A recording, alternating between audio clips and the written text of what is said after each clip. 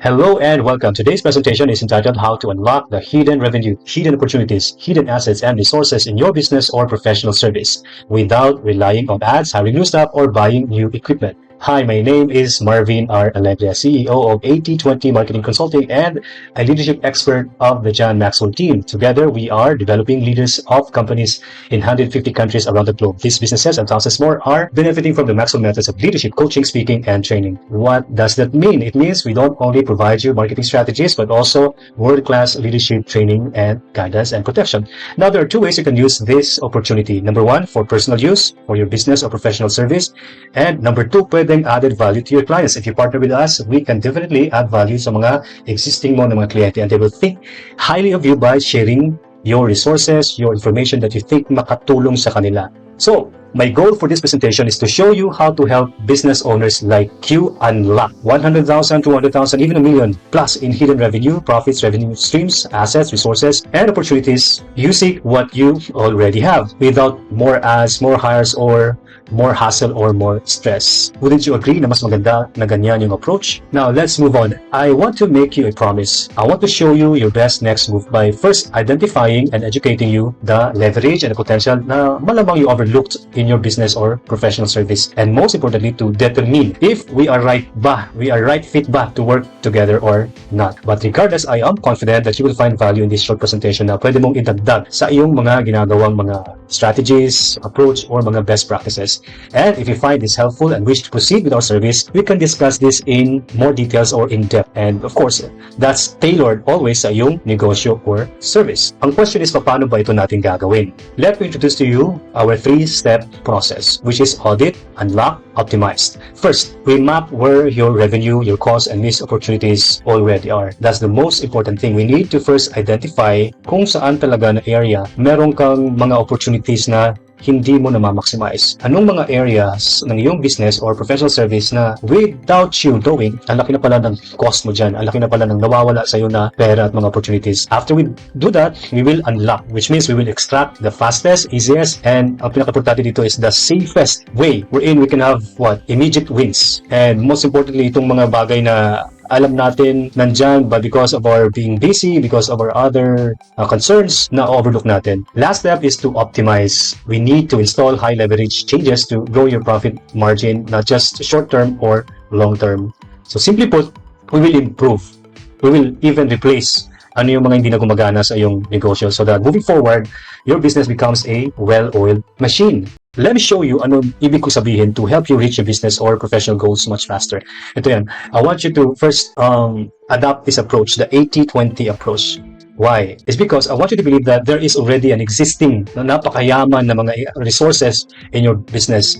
The tip of the iceberg concept, which I'm very sure you're already familiar, yung nakikita natin is nothing compared to what we don't see in our business. And if we are going to pursue our business long term, na ang ating goal is to maximize whatever is available sa ating negosyo, then we have to take time to mine, to identify, and to really discover ano pa yung mga nakatagong yaman or assets, resources, access na nandyan na sa ating negosyo. For all we know, for all these years na nag-operate tayo ng ating negosyo, may mga unnecessary tayo ng mga purchase, unnecessary tayo ng mga expansion or ginagawang mga innovation na all the while, hindi naman pala kailangan kasi nga we have abundant supply of that sa ating negosyo. So, 80-20 approach is basically yung ating ginagamit na principle in our consulting. Meaning, there are things na kahit maliliit lang yan sa ating negosyo, sa ating profession, but once we identify that, we maximize that, they can dramatically improve our business. Some calls it the vital few. And in our audit, in our discovery session, we're going to uncover this vital few in our business or profession. Take, for example, do you know that most businesses miss out the full potential, leverage, and power of their client base? Hidden lever number one. Ito yun. Specifically, the client retention. You're losing revenue that you already earned. Why? You spent a lot of time, money, effort, creativity, etc. to acquire customers. And we know na hindi biro. Napakamahal mag-acquire ng customers, especially now na napakataas ng cost kung ikaw ay magpapa-ads. Right? But since they are already doing business with you, why not maximize ang kanilang transaction sa iyong company o sa inyong service? But if you don't have a structured retention or reactivation plan, this will never happen. At kung wala kang post-purchase path or the next logical step after sila bumili sa'yo, then clients will drift away. So what's the point of acquiring new clients, of investing on ads, when ang mga existing mga kliyente, hindi mo naman sila minamaximize? So one way that you need to change in your business from now on is it's not enough to acquire. It's even more important to retain your clients. Anong gagawin natin? Do you know that just one follow-up system na ilagay mo sa iyong negosyo, it can double the lifetime value of your customers without adding more leads. And if ever you acquire more leads, then mas malaki ang potential na lalaki ang negosyo, because everybody in your business, empleyado mo, partner mo, they're all concentrated sa pag-retain ng inyong mga clients. We are going to discuss this in full details in our next videos, and if you're going to proceed with our service, actually dito pa lang ang laking opportunity if we focus our energy and our attention in client retention. Number 2, do you know that araw-araw your business is bleeding money mismo sa loob ng inyong opisina? But from now on, when you acknowledge their contribution, you can prevent at least 30% annual losses in your company. Ano ang ibig sabihin yan? There is what we call hidden lever again, which is team upskilling. Your team is not actually underperforming. They are just underutilized. Bakit? Kasi nga walang structured training. Kung magpapatraining, it's once in a blue moon, or di kaya it's team building na nauuwi sa party. So it's not aligned with your profit goals. Remember that busy does not equal profitable. Yes, they are working hard, but the question is, are they affecting your bottom line? So, ang pinaka-importante dito is you need to accept the fact that ang iyong mga empleyado or ang iyong team, meron silang cost, right? At kahit sino negosyante, gusto nila na i-maximize ang kanilang cost. What do I mean by that? Kung nagpapa-advertise ka, gusto mo na mas malaki yung ROI, or they call it return on ad spend. Meaning, nagpalabas ka ng 10,000, gusto mo, babalik sa'yo 20 o 30,000, right? So therefore, kung ikaw nag-invest ka ng 10,000, 20,000 sa iyong mga empleyado sa kanilang sweldo, then isn't it better na instead they're just providing you compliance kind of service or performance, hindi ba na mas strategic, mas beneficial, mas advantageous in your business that they can increase their performance or output, let's say 20 to 30% each month? Imagine what will it do to your business in a year's time if intentional ka sa pag-upskill ng yung team that you are particular sa kanilang performance. You don't expect na sila ay maganda ang output or di kaya ganun sila ka-efficient sa kanilang trabaho if you're not investing in their training and development. But if you are upskilling your team, you can expect, it's almost automatic na ang iyong revenue ay tataas. Your team can provide you more potential, more business, more opportunities, more than any other aspects ng iyong negosyo. Because remember, especially in our leadership training, we train them to think like owners, to think like you. So just imagine the potential. If you have people na katulad mo mag-isip, meron silang malasakit, meron silang consciousness to improve themselves and to collaborate with their team members.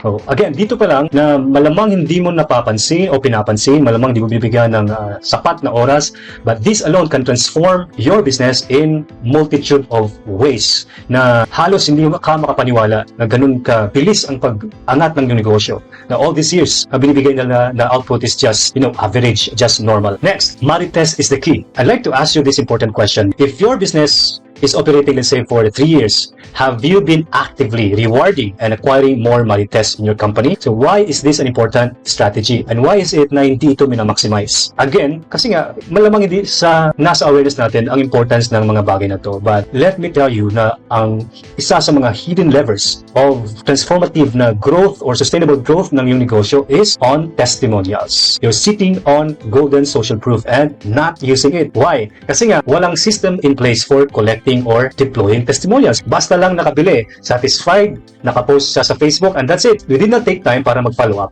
So resulta, hindi talaga na-maximize ang testimonial ng client mo na yun. Do you know that if you have a lot of testimonials, you're basically putting different dimensions sa iyong negosyo. There are people that cannot relate to your customer na manager. But if you have a testimonial coming from a mom, yung mga nanay can definitely resonate sa mga testimonials ng mga nanay sa iyong business. So if you're not recognizing that as a tool, as a lever, then sayang ang mga magandang feedback ng iyong mga customers na hindi mo nakaka-capture. Do you know that powerful client stories are most of the times buried nandoon sa chat threads, nandoon sa DMs. So ngayon, with this kind of awareness and understanding, nagiging intentional ka na pag may makita kang testimonial na alam mo magiging impactful in your business, hindi ka nag-hesitate to capture that, to improve that, and to repurpose that. Pwede sa TikTok, pwede mo i-post sa iyong feed. You can basically request a video testimonial and use that as part of your marketing tool. So here's what we recommend. Just 5 strategically used testimonials can dramatically improve your conversion and trust. We call this social proof. Hindi lang enough na ikaw lang or ang iyong mga empleyado lang ang nagmamarket. It's even a lot better if you have, let's say, even 50 na mga testimonials coming from your customers. Even more if they are highly influential na mga tao. So are you getting this? Do you know kung gaano to ka-importante sa ating business in terms of having multiple weapons, marketing tools? So these will be your advantages if you incorporate this sa iyong negosyo. You will have immediate cash flow. No new ad spend. Why? Doon pala sa testimonials, sila na mismo ang nagmamarket sa kanilang mga kaibigan. And we know ang power ng mga reviews, ang power ng word of mouth. Yan siya, libre, that you can maximize. Then you will have higher ROI from your team because they are what? They are trained, they are competent. Higher ROI from your tools. Because at the end of the day, tools are just tools. Depende lang yan kung sino ang gumagamit or nag-employ ng mga tools. And that's the power if your team is trained. Kung sila, updated sila sa mga bagong technology. If they know how to use AI, therefore, lamang ka sa ibang companies. And higher ROI from your clients. Because now, instead na bumibili sila isang beses ng dalawang beses, because of your retention strategies, they will buy multiple times. And not only that, they will bring more clients sa iyong negosyo. And another advantage is that you will have strategic clarity on what to start, to stop, or to scale in your business. Kaya lang, let's be transparent. This is not for startups or people na survival mode ang kanilang negosyo. Why don't we want to help them? Of course, we want to help them. It's just that mas malaki ang magiging ROI if ikaw na negosyante, you've been experiencing success na in your business pero erratic lang versus doon sa nag-uumpisa.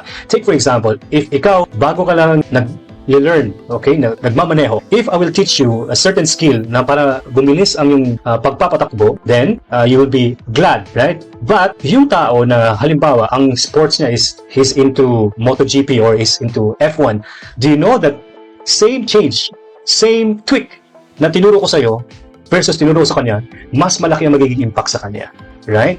By the millions. And that's what we want in this audit, in this discovery. We carefully select our clients because we know that if we do that, mas makabibigay kami ng mas detailed, mas tailor fit, mas customized na strategy para sa'yo. So we will center our effort, our time, our brain power so that ikaw kahit konti lang na innovation, na tweak in your business, it will dramatically transform your business. It will, what we call that, exponentially grow your business. Again, another downside is that there's no magic fixes in this kind of process. Okay? Only high leverage optimization. Why we call it a downside? Is because if you're expecting na overnight, magiging $1 million kaagad ang yung negosyo, magiging Amazon kaagad ang yung negosyo, that's not going to happen. And we don't promise you that. And if that's what you're looking for, definitely, hindi po kami nasa position to give you that kind of result. And another is, this requires real data, honest analysis, and action.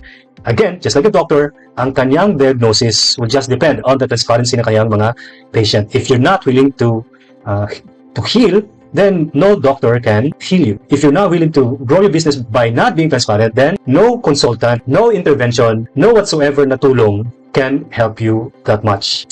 Now, the question na malamang nasa isip mo yan is, why of all consultants, why of all providers, what makes us different? Bakit kami ang logical na magiging solution provider? It's because we don't really sell tactics, we find leverage. And another is that, together with the John Maxwell team, we are not looking for, yung gimmick, yung kung ano yung fad, but we are always looking for something that will give you leverage long term. This is because we apply timeless business growth principles through a stripped down profit first lens tailored to each unique business. Ang tanong, are you the right fit? Do you have a business existing for more than 2 years? Are you earning consistent revenue? Or another question is, are you ready to stop the leaks in your business? Are you the person you want to do this in a smart fashion? So if you are the right fit, then keep on watching. Patapos na po itong ating presentation.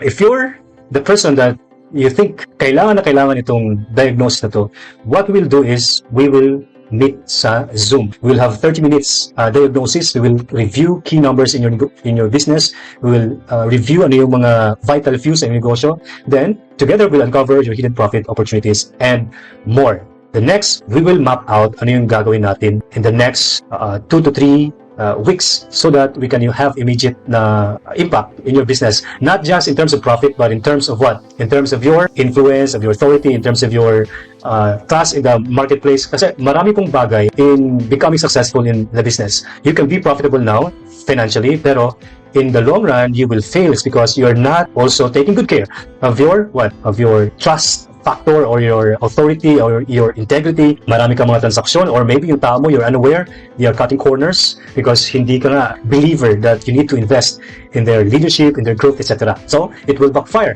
In fact, there are growth na counterproductive. You wish na hindi ka lumaki. Kesa lumaki ang yung negosyo, dumami yung mga empleyado, pero puro naman mga kawatan, puro mga scammer.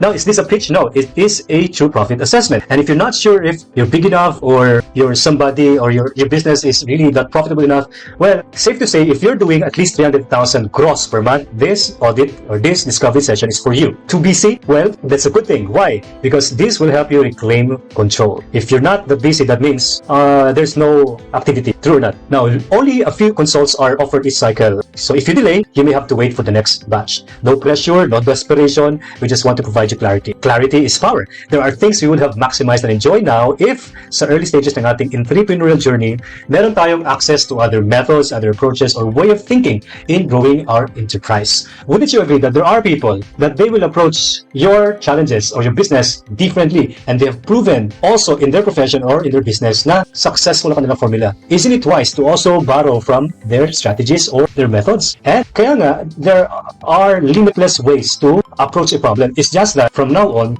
you need to embrace other approaches, and that will give you clarity. Do you know that sometimes all we need is just 1 or 2 ideas and then we can bounce back sa ating pagkalugi, or kaya we can have a massive breakthrough na almost unexplained saan nanggaling yung power na yun, saan nanggaling yung success na yun. So, yan yung power when there is clarity. If you're fit, we'd like you to book your consult immediately, complete intake, and show up ready in our Zoom meetup. And if you're not ready yet, no pressure, no problem. Just keep on growing. And if you think na gusto mo nang magpa-audit, gusto mo nang evaluate ng yung business and uncover these resources, this access, these assets, these tools, na kahit ikaw may suspecha na sana ko may makatulong lang sa akin to identify these things or to maximize or make use of these things, I'm sure mas magiging powerful, magiging safe, magiging profitable yung aking business. If you're not sure, then no problem, you can message me and I'll tell you straight what are the things that you need to do next. So DM me the word diagnosis or use the link below to schedule your 30-minute call. So together, let's uncover your hidden profit